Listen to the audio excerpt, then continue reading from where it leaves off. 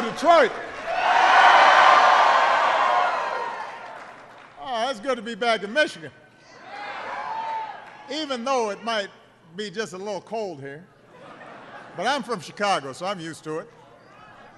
A couple of people I want to start off by introducing.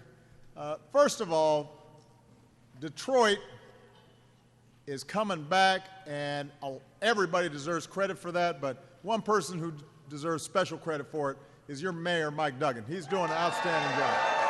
So we're very proud of him. You've got 4 outstanding members of Congress. Debbie Dingell, the Dean, John Conyers, Brenda Lawrence, Sandy Levin. We've got one of the finest congressmen who ever served and a great friend of Detroit. John Dingell is here. There he is. And a dear friend of mine, we drove over together, and I was just telling my team, when I was running for the United States Senate, not for president, when I was running for the United States Senate, and nobody knew who I was, and nobody could pronounce my name.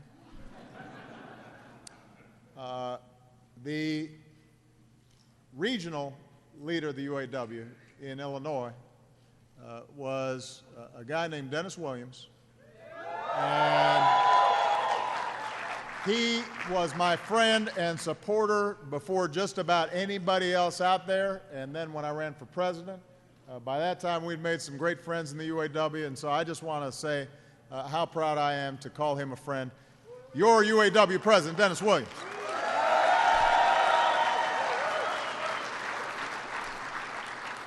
And give it up for Cindy for that outstanding introduction.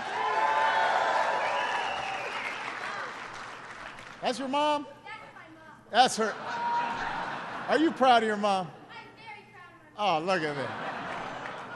Well, you're like out of a TV show. Huh? What are you, like a child actor or something? Look at him. He's all handsome, all, yeah. All right, Cindy is a pretty impressive young man. I want to pick up briefly on something that Cindy said, and that is just to talk for a second about what's happening in Flint. You know, I am very proud of what I've done as president, but the only job that's more important to me is the job of father. And I know that if I was a parent up there, I would be beside myself that my kid's health could be at risk. And that's why over the weekend I declared a federal emergency in Flint to send more resources on top of the assistance that we've already put on the ground. We've designated a federal coordinator to make sure the people of Flint get what they need from their country. Yesterday, I met with Mayor Weaver in the White House in the Oval Office. And I told her that we are going to have her back and all the people of Flint's back as they work their way through this terrible tragedy. It is a reminder of why you can't shortchange basic services that we provide to our people and that we together provide as a government to make sure that public health and safety is preserved. But I have come to Detroit for another reason as well.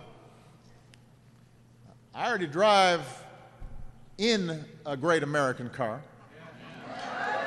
which we affectionately know as the Beast. Next year, I've got to give it up. I'm saying goodbye to the Beast. So I figured that I needed to do a little browsing now at the Detroit Auto Show. I I know they've got auto shows in Paris and Frankfurt and Tokyo, but there's only one Motor City. There's only one Detroit. And if you're looking for the world's best cars and the workers who make those cars, you need to be in Detroit, Michigan. That's why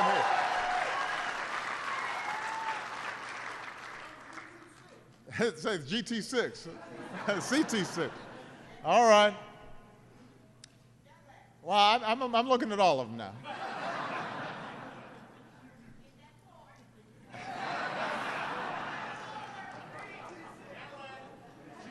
All right, I got the idea. I'm not going to tell y'all what I'm buying now. Now, I will say the Cherokee was my first new car I ever bought. Somebody was asking me. I didn't get a new car till I was like 32. I always had an old beat up, hooped it. But my first brand new car with a brand new car smell was a Jeep Cherokee. And I thought I was a bad man once I was in that car. I was all up high looking at the road. Man. I could not be prouder of this industry and the road that we've traveled together. And I'm proud of each and every one of you.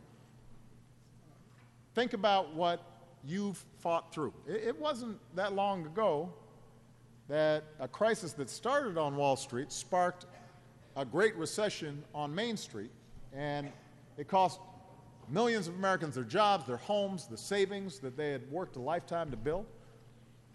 Nearly 1 in 5 auto workers got a pink slip, laid off from a job in an iconic industry that had been a ticket to the middle class for generations. And across the Midwest, plants closed with little hope of reopening. So the American auto industry, the beating heart of American manufacturing, was flatlining. That's where we were when I took office 7 years ago today. The year before I took office, the auto industry had laid off 400,000 people. 400,000. And we had a choice to make. With the economy in a free fall, the market's frozen, there were no private companies, there were no private investors who were going to step up and take a chance on you. So we could have kept on handing over billions of taxpayer dollars to automakers, but things didn't change and it just got worse. That would have just kicked the can down the road. Or we could have done nothing, thrown in the towel, walked away from this industry entirely, and a lot of folks suggested we do that. They deny it later, but that's what they said at the time.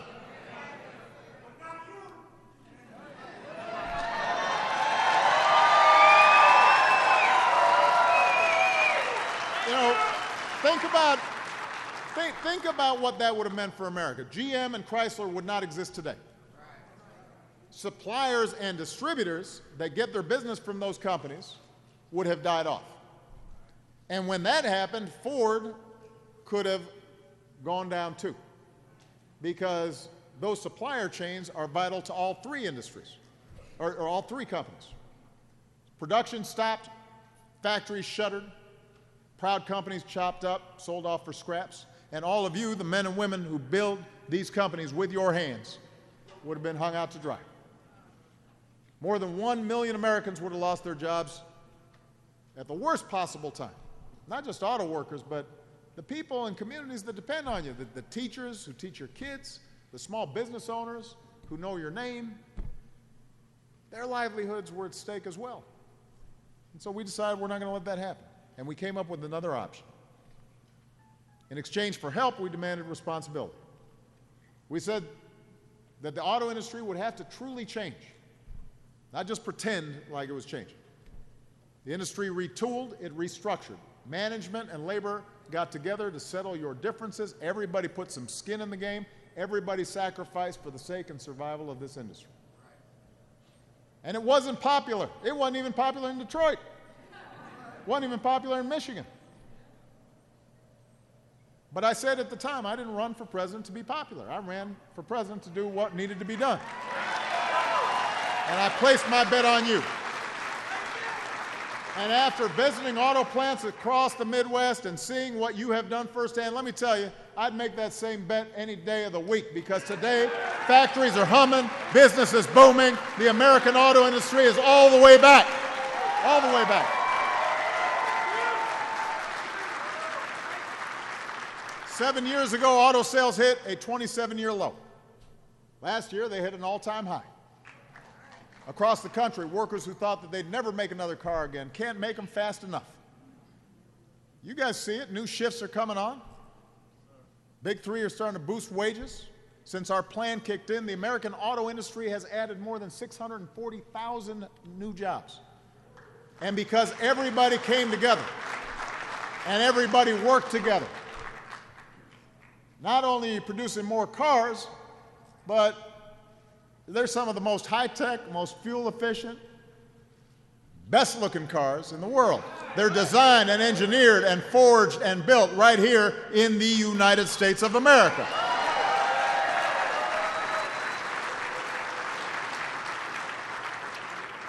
And because the auto industry came back, that obviously gave the capacity for Detroit to start coming back.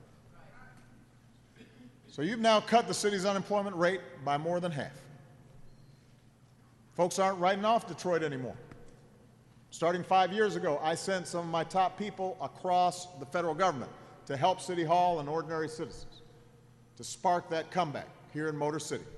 So today you've got buses that are running again, streets that are well lit again, new homes and businesses getting off the ground again. There's still plenty of work to do, but you can feel the difference. You can feel something special happening in Detroit. You know, I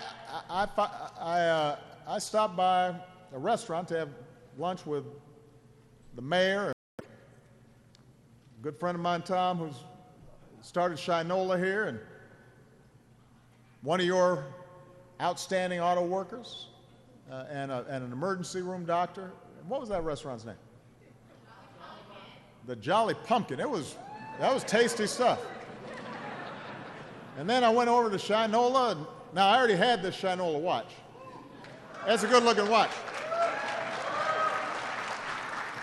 Made right here. And for you who don't know the story of Shinola and how it started a factory here in Detroit and hiring folks who had never been involved in manufacturing before, and now it's got over 500 employees, and it's shipping these spiffy-looking watches and bicycles and belts and wallets and purses, and there's some good-looking stuff. And the people who work there, we were talking about how there was a woman who was homeless, got a job there as a janitor, is now the supervisor of one of the assembly processes over there to make the watches. Completely turned her life around. Well, that's the story of Detroit when you give people a chance. When you have confidence in what we can do together. And so what's true of Detroit is true of the country. And that's part of the reason I came here. I'm shopping for a car, but right now, I want people to remember how far we've come. And I'm not running for office again. The reason I want to remind people is not because I'm on the ticket, it's because I want America to have confidence in where we can go. I talked about this at the State of the Union address. 7 years ago, we put in place new plans to help hardworking families get back on their feet. We put folks back to work rebuilding roads and bridges. We passed big new middle-class tax cuts. We asked the wealthiest Americans who were doing fine even through the recession to pay a little bit more. We pay their fair share. We rethought our health care system. We reinvented our energy sector. We put in place the toughest Wall Street reforms in history. And today, businesses like this one have added more than 14 million new jobs. This has been the longest streak of job creation in our history. In our history. The United States of America right now has the strongest, most durable economy in the world. We're doing so much better than other folks are doing. The American economy right now is 10% bigger than it was at its peak before the financial crisis. In Europe, it hasn't gotten back to where it was back in 2007, 2008. We've added more jobs than almost all the other advanced countries combined during this period. So when you hear people, I won't say who, but when you hear people claiming that America's in decline, they don't know what they're talking about. They're peddling fiction during a political season. And it's strange to watch people try to outdo each other in saying how bad things are. When one says our economy is terrible, the next says it's terrible and on fire and covered in bees, and they'll just come up with stuff. They're racing to see who can talk down America the most.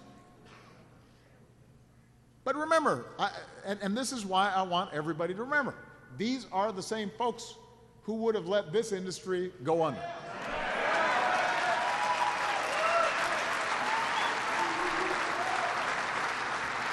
These are some of the same folks who back in Washington called our plan to save the auto industry the road to socialism, said it was going to be a disaster, said they'll run it into the ground. Those are quotes, by the way. I'm not making that up. Look it up. And so when I hear today some of these folks running for president who can't bring themselves to admit what you guys have accomplished, I don't want you to take that seriously. Because when you ignore the progress we've made, then you're not going to make good choices about where we need to go in the future. If they're still trying to spin a tale that the auto rescue was a bad idea, the same folks who predicted that you'd fail, they had other predictions about policies too. They predicted gas prices would hit $6.50 a gallon. I don't know what y'all paying right now, but it ain't no $6.50. In most places, it's $2 or less. On the way here, we saw gas for less than $2. But that's what they said. It's going to be $6.50. Then they predicted all the deficits are going to go way, way up. We cut our deficits by almost 3/4. Yeah. They've been below average for the past 40 years. They said we'll get unemployment to 6% by 2016. Well, we got it down to 5%, about a year ahead of schedule, their schedule. This is the crowd that was dead set against betting on you and your hard work and your professionalism and your skills. They've somehow still convinced themselves that cutting taxes for folks at the very top is going to help you succeed. I think there's a better plan. By the way, they said when we raised taxes on the folks at the very top who had been doing great, they said, oh, well, that's going to kill jobs. And guess what? 70 months straight of job creation now.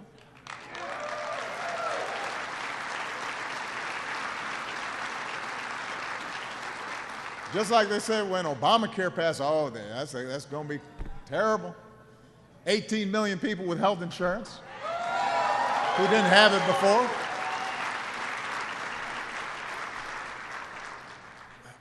So now, this is not to make an argument for complacency. I'm not suggesting we should be satisfied where we are. Because what is true is the economy has been changing in profound ways for the last 20, 30 years. You've all seen it. Technology has made it easier to replace jobs on the assembly line. That's been going on for a long time.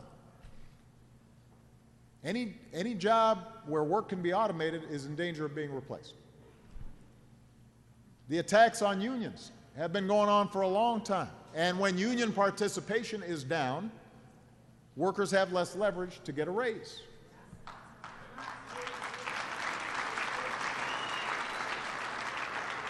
You know, the fact that companies can move because of increased technology means more global competition.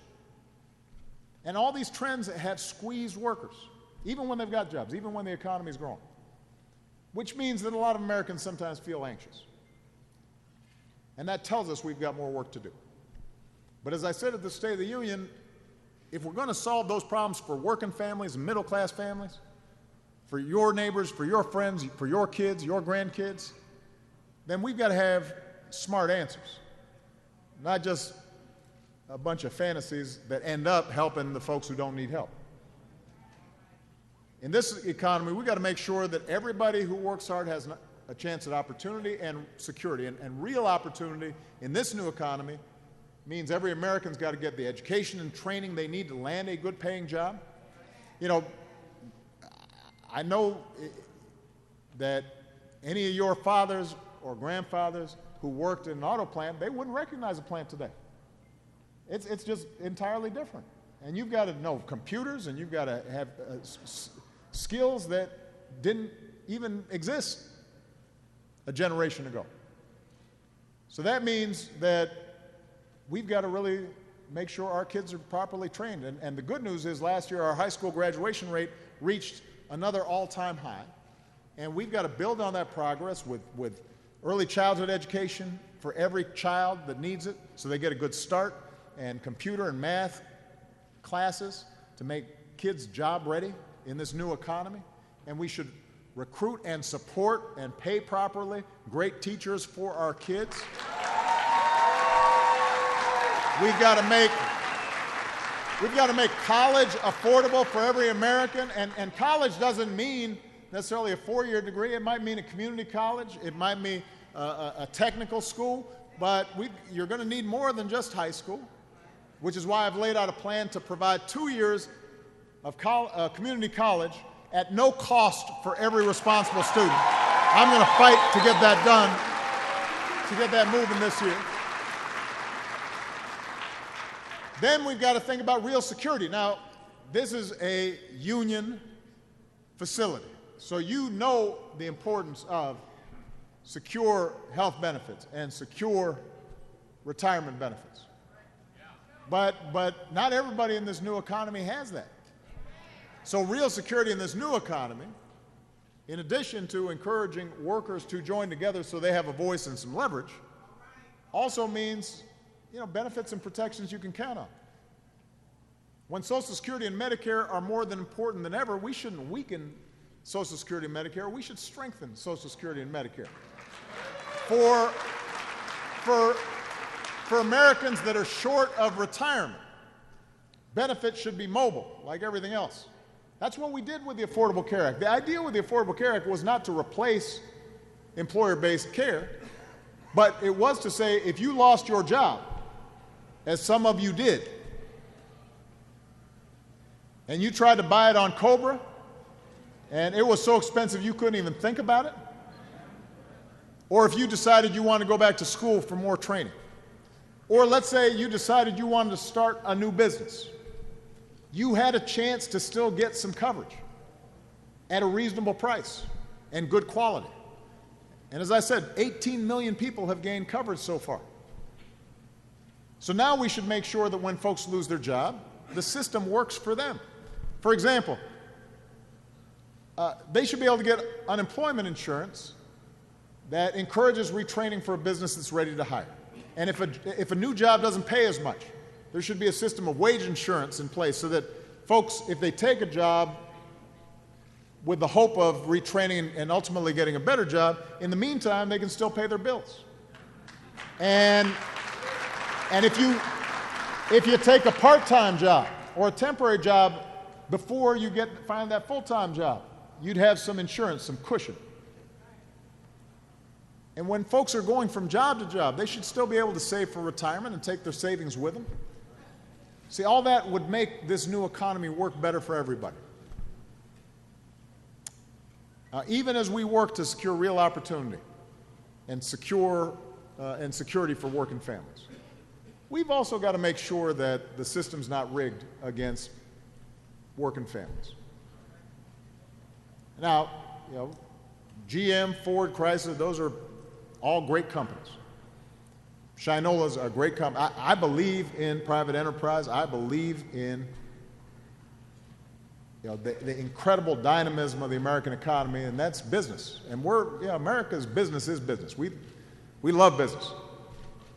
But after years of corporate profits, we also have to make sure that business is sharing what it makes with the workers who make it. And that's the American way.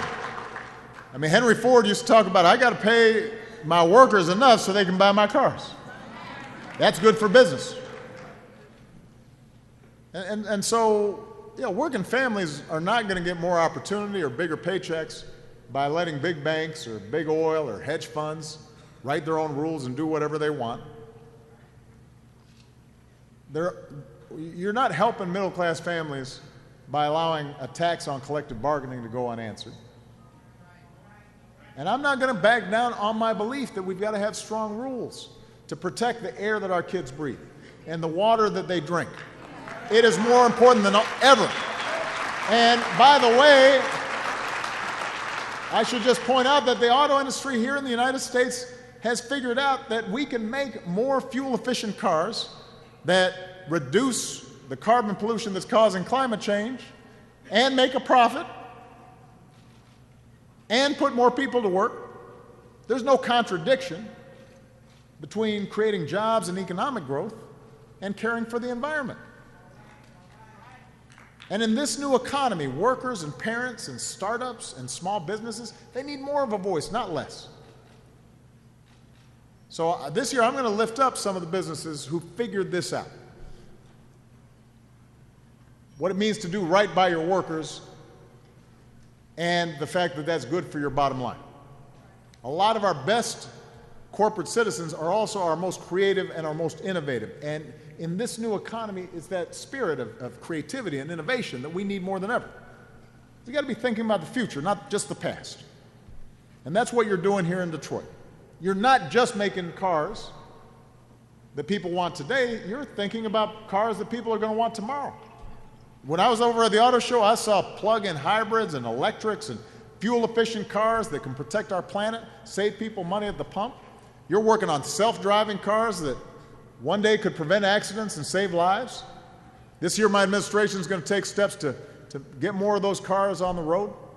Right here at GM and UAW, we're teaming up to train American workers for the good-paying jobs of the future. That's the kind of spirit that's going to lead us forward, that says we're all in it together. We've all got a stake in each other's success. It doesn't always get a lot of attention, but all across this country, if you just look for it, all kinds of good things are happening. And all the division and yelling and rudeness and controversy that gets spun up and manufactured, that's not who we are. That's not how we live on a day-to-day basis. At your workplace, everybody's on the same team trying to get the job done. You might have a disagreement, you try to figure it out. You don't start shouting. You don't start saying, well, I like those kind of people, but not those kind of folk.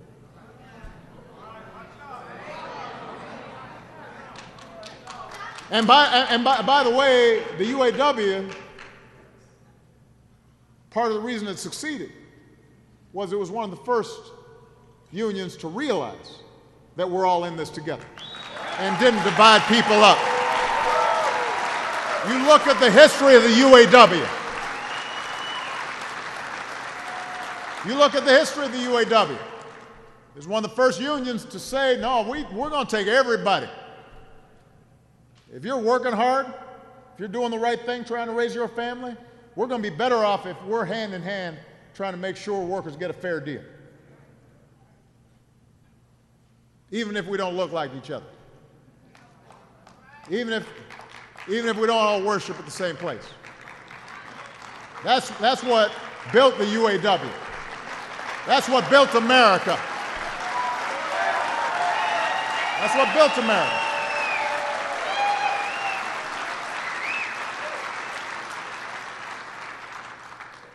But I see it all across the country. I see it in the Leathers family from Sterling Heights. So Steve Leathers, just want to tell a quick story here, works for a company called Empire Wire and Supply. During the crisis, they had to lay off nearly 20% of their workers. So Steve's friends were losing their jobs. His neighbors were losing their homes.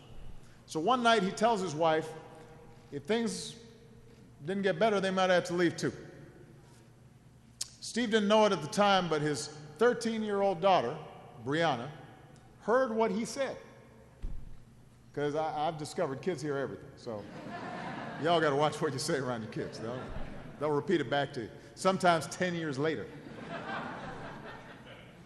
So without telling her dad, Brianna sat down and she wrote me a letter, 13 years old. She said, "Dear President Obama, I am 13 years old, and I am worried about my family's future in Michigan. My dad," she wrote, "works for a company that manufactures cables for the automotive companies. This industry isn't doing so well, but these guys are still doing okay." So Brianna's here today. Where's Brianna? Wave, there you are, right there. She's older now. So Brianna's 13 years old now, or she's 19 years old now. This was 6 years ago. She's a young lady. She's working her way through Macomb Community College. Her twin brother, Brendan, is that Brendan right next to her? He's at Oakland University, half hour away. Dad is still in Michigan. That's Dad. But today, Steve's future is very different. But before the crisis, Steve's company had about 110 employees. Today, they've got nearly 200. And Brianna says, she's looking back and she says, "I remember a lot of people getting laid off. They all have jobs now." Steve remembers what it was like back then. There was a panic. Now he says, "I'm 110% confident we're going in the right direction." Now, Steve and his family, they're just one example, but those stories are multiplying all across the country. We don't hear a lot about them. They don't get on TV. You won't always read about them in the newspapers. Sometimes we take it for granted. But I remember, and I read Brianna's letters, and that's why I've got so much confidence in the future. Because of you. I know that we've got young students like Brianna and Brendan. I know we've got workers like Steve who've proven that we're tougher than any kind of times that we might face. I'm confident because every one of you who clock in every day and work as hard as you can, not just for your own sake, but for the sake of this industry and for the sake of the country, and because you take pride in what you do. And when you see that car rolling down the highway and you know, hey, I built that thing, and you know it's a great product, and it gives you a sense of being part of something bigger. That makes me confident about the future. I'm hopeful about our future because every single American that I've met who never stopped believing that the people who love this country can change it for the better, you are what makes America great. And I want you to know that I have faith in you. And when I leave this office, I'll still have faith in you. And every day that I have the privilege of holding this office, I'm going to have faith in you. And we're going to work side by side to make sure more folks got jobs and more folks got better wages and benefits and more people have the ability to join a union when they want to and more people are able to start businesses, and more people have health benefits, and more companies are thriving, and this country is going to keep on moving forward. And I know it's going to happen because of you. Thank you, Detroit. God bless you. God bless the United States of America. Thank you.